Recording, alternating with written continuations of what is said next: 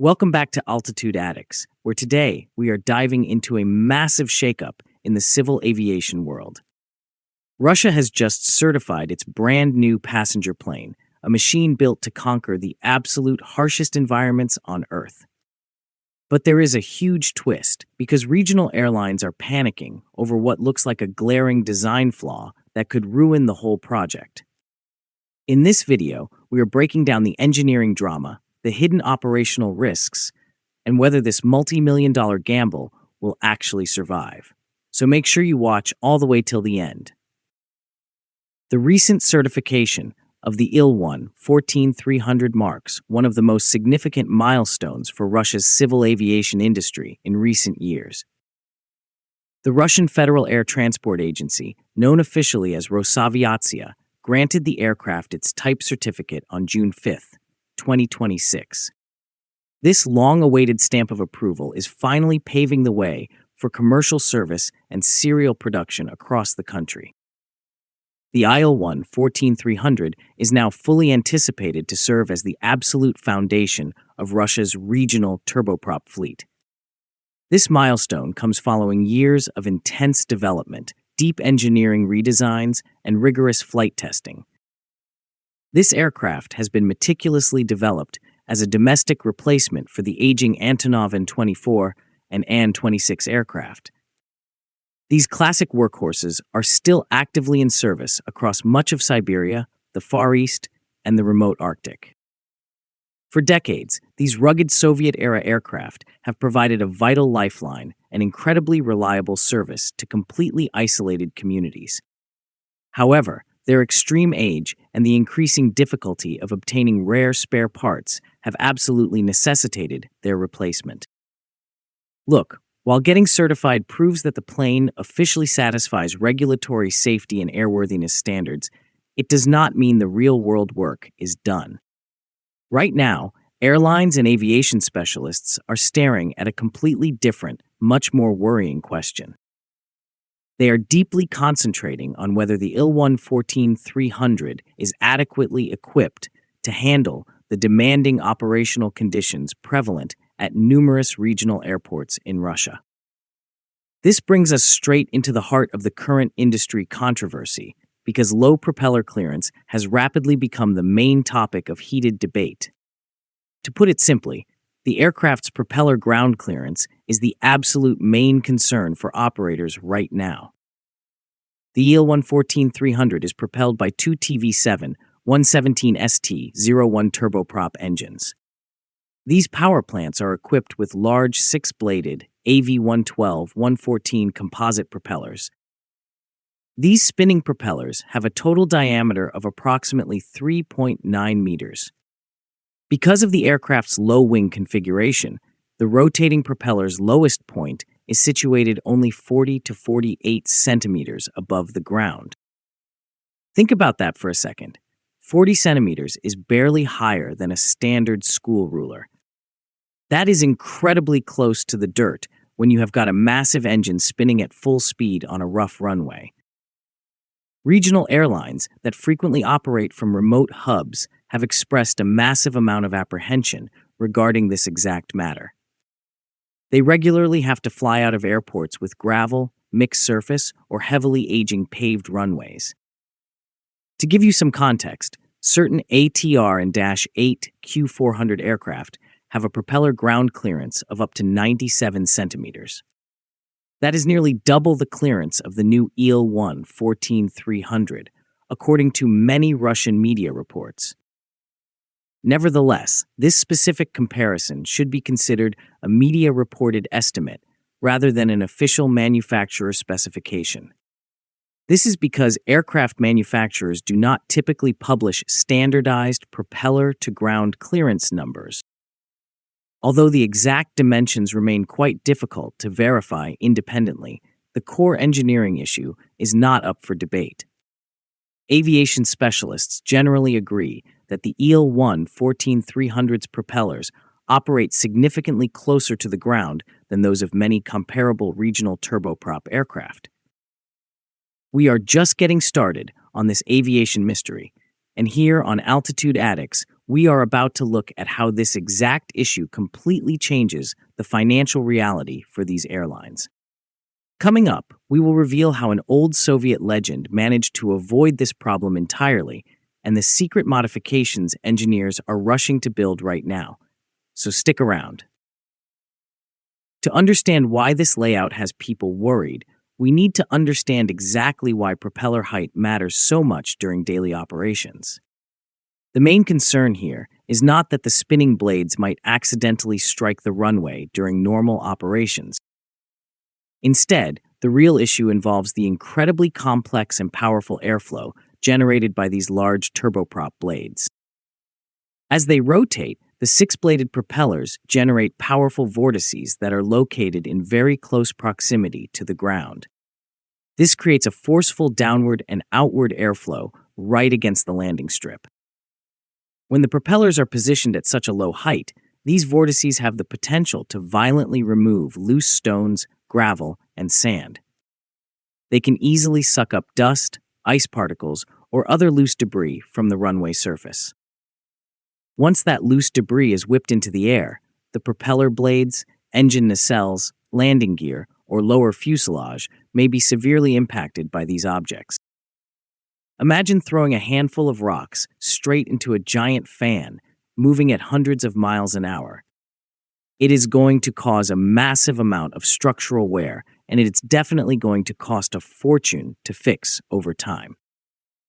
In the global aviation industry, this specific hazard is universally referred to as foreign object damage, or FOD. It stands as one of the most prevalent causes of massive maintenance-related expenses for aircraft that operate from contaminated runways. With repeated exposure to flying debris, composite propeller blades may easily chip, protective coatings can erode, and engine components can get dented. This naturally leads to a major increase in mandatory inspection requirements for the ground crews.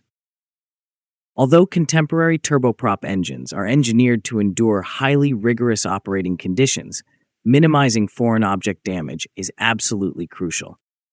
Frequent repairs rapidly decrease overall aircraft availability and send daily operating costs skyrocketing. To see how much of a shift this is, we have to look at why the classic An-24 excelled so well in these remote regions. The absolute biggest factor in that legendary airplane's fame was its high wing configuration. Because the engines are mounted high up on top of the fuselage, the propellers are safely elevated above the ground by over 1 full meter. This smart design allows the aircraft to easily operate from rough airstrips that would severely challenge many conventional low-wing designs. At the same time, the total amount of debris disturbed during taxiing, takeoff, and landing is naturally and drastically reduced. Because of this rugged setup, An-24 aircraft are routinely operated from completely unpaved gravel runways and compacted earth strips. They regularly land on snow-covered airfields and older, degraded asphalt surfaces across Siberia, the Russian Far East, and northern Russia. And let's be real for a second. Keeping a runway completely spotless and free of ice in the middle of a brutal Siberian winter is basically a nightmare task. The maintenance of perfectly clean paved runways throughout the year is a massive challenge for many of these small, isolated airports. These local hubs have to constantly contend with incredibly harsh weather, severely limited maintenance budgets, and relatively low traffic volumes. As a direct result of its high-mounted engines, the old An-24 has demonstrated a truly exceptional level of tolerance for these punishing operating environments. On the flip side of the coin, the new Il-114-300 adheres to a completely differing design philosophy. Its sleek low-wing configuration definitely improves overall aerodynamic efficiency and makes certain routine maintenance procedures a lot simpler. However, this design choice also fundamentally decreases engine and propeller clearance from the bare ground. Consequently, operators are carefully assessing the aircraft's ability to operate reliably on the exact same routes that the An-24 currently serves. We are entering the final stretch of this deep dive, And right here on Altitude Addicts, we are about to break down the secret engineering fixes currently being tested behind closed doors, alongside the massive airport upgrades Russia might be forced to fund. Don't go anywhere, because the final verdict on whether this plane can actually replace a Soviet legend is coming up next. This design reality means that regional airlines are intensely assessing the long-term operational costs of this new fleet. For these commercial companies, getting an official safety certification is only one small part of a much larger equation. Regional operators must also critically evaluate long-term maintenance costs, day-to-day dispatch reliability, and overall operational flexibility. Since gravel, mixed surface, or partially deteriorated runways are still heavily used by many regional airports in Russia, the stakes are incredibly high. The local airlines that operate at these specific hubs are deeply apprehensive. They are worried that increased exposure to harsh runway debris could result in a sharp decrease in overall aircraft availability. It could also trigger much higher operating costs and necessitate far more frequent maintenance inspections. No airline wants a brand new plane sitting inside a maintenance hangar sucking up cash because its high-tech blades keep getting chewed up by loose rocks. That is an incredibly quick way to go completely broke in the regional flight business. To be perfectly clear, the Il-114-300 is entirely compliant with all regulatory safety and certification requirements. However, airlines are deeply interested in determining how the aircraft actually performs after thousands of grueling flight hours under daily operating conditions. Ultimately, the true competitiveness of its maintenance costs in comparison to the classic aircraft it replaces will only be determined by real-world experience gained from actual commercial duty. Knowing these intense challenges, the aircraft is actively being further refined by the engineers who designed it. Receiving an official type certificate does not mark the absolute end of an aircraft's technical development. As initial operational experience slowly becomes available, aircraft manufacturers routinely continue to improve and tweak their designs long after certification. Throughout the long course of the Il-114-300's development program, many modifications have already been actively implemented. One of the key modifications involves trying to improve the propeller clearance. Engineers have looked at slightly raising the engine nacelles and increasing the wing's dihedral angle to gain a few precious centimeters. According to various aviation experts, engineers are also developing additional protective measures for the propulsion system that could significantly mitigate the impact of flying runway debris. Although the exact technical specifications have not yet been fully disclosed to the public, it is widely expected that these improvements will be incorporated into the aircraft's ongoing development. Further refinements will likely be guided directly by operational feedback from airlines as the active fleet continues to expand across the territory. Beyond fixing the plane itself, this debate shows that regional airport infrastructure may urgently need a massive wave of modernization. The ongoing discussion surrounding the Il-114-300 underscores the fragile condition of Russia's regional airport network. The vast majority of the nation's smaller regional airports were built decades ago and have only undergone minimal modernization since the Soviet era. Even if the Il-114-300 were completely redesigned to provide significantly greater propeller clearance, improving the actual airport infrastructure would be highly beneficial for all aircraft operating there. The overall risk of foreign object damage across the entire regional aviation network could be significantly reduced by resurfacing runways and strengthening pavement. Introducing more effective runway cleaning equipment and improving drainage systems would also make a massive difference. Continued investment in regional airports could drastically improve flight safety, reduce long-term maintenance costs, and improve compatibility with all modern aircraft. This fits directly into Russia's broader, long-term transport modernization strategy. Looking past the runway issues, the Il-114-300 offers highly impressive modern capabilities that shouldn't be ignored. Despite the ongoing heated debate over propeller clearance, the aircraft introduces substantial, undeniable improvements compared with the old An-24.